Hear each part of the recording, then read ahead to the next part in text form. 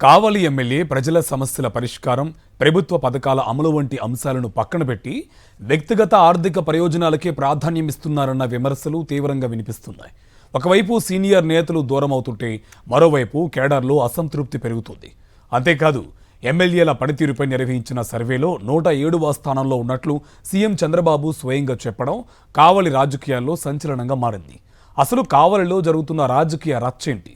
కావలి టీడీపీలో ప్రస్తుతం ఎమ్మెల్యే కావ్యకృష్ణారెడ్డి ఒకవైపు, మిగిలిన పార్టీ మరోవైపు అనే పరిస్థితి కనిపిస్తోంది. బీదా రవిచంద్ర, బీదా మస్తాన్రావు, మాలేపాటి వర్గాలను పక్కన పెట్టి కేవలం తనకు అనుకూలంగా ఉండే కొందరు వ్యక్తులతోనే రాజకీయాలు నడుపుతున్నారనే ఆరోపణలు ఉన్నాయి. ఫలితంగా టీడీపీ కేడర్లో తీవ్ర అసహనం పెరిగిందని చెబుతున్నారు. పార్టీ కోసం కష్టపడిన వారిని పక్కన పెట్టి వ్యక్తిగత భజన బృందానికే ప్రాధాన్యమిస్తున్నారు అన్న విమర్శలు బహిరంగంగానే వినిపిస్తున్నాయి. నియోజకవర్గంలో పార్టీ కంటే వ్యక్తిగత గ్రూప్ రాజకీయాలే ఎక్కువగా కనిపిస్తున్నాయనే అభిప్రాయం బలపడుతోంది. రాజకీయ వైఫల్యాలు ఒకవైపు అయితే, మరోవైపు ఎమ్మెల్యే వర్గీయుల వ్యవహారాలు కొత్త వివాదాలకు కారణమవుతున్నాయని ఆరోపణలు వస్తున్నాయి. నియోజకవర్గంలో భూ సెటిల్మెంట్లు, అక్రమ లేఅవుట్లు, ఆక్రమణలు, రియల్ ఎస్టేట్ ఒత్తిళ్లు పెరిగిపోయాయన్న విమర్శలు ఉన్నాయి. ఎమ్మెల్యే పేరు చెప్పుకుని కొందరు అనుచరులు అధికారులపై ఒత్తిళ్లు తీసుకొస్తున్నారనే ఆరోపణలు కూడా వినిపిస్తున్నాయి.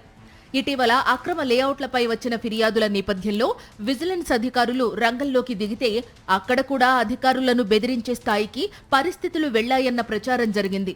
దీంతో కావలిలో చట్టం పనిచేస్తుందా, లేక ఎమ్మెల్యే అనుచరుల మాటే చట్టమా అనే ప్రశ్నలు ప్రత్యర్థుల నుంచే కాదు, టీడీపీ క్యాడర్ నుంచే వినిపిస్తున్నాయి.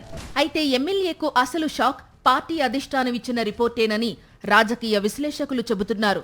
ఎమ్మెల్యేల పనితీరుపై నిర్వహించిన సర్వేలో దిగువ స్థానాల్లో ఉండడంపై సీఎం చంద్రబాబు అసంతృప్తి వ్యక్తం చేసినట్లు సమాచారం. ప్రభుత్వ శాఖల పనితీరు, పార్టీ సమన్వయం, ప్రజల్లో ఇమేజ్, క్యాడర్ సంతృప్తి ఏ అంశంలోనూ కావలి నుంచి ఆశించిన ఫలితాలు రావడం లేదని పార్టీ వర్గాలే చెబుతున్నాయి. దీంతో నియోజకవర్గంలో రాజకీయ నియంత్రణను ఇతర సీనియర్ నేతల చేతుల్లోకి మళ్లించే ఆలోచన అధిష్టానంలో జరుగుతోందన్న ప్రచారం జోరందుకుంది. ముఖ్యంగా బీదా రవిచంద్రకు మరింత ప్రాధాన్యం కల్పించే దిశగా చర్చలు జరుగుతున్నాయనే వార్తలు వినిపిస్తున్నాయి. మొత్తం మీద కావలిలో ఎమ్మెల్యే కుర్చీ ఉన్నా రాజకీయ ఆధిపత్యం మాత్రం జారిపోతుందా అన్న ప్రశ్న ఇప్పుడు హాట్ టాపిక్ గా మారింది.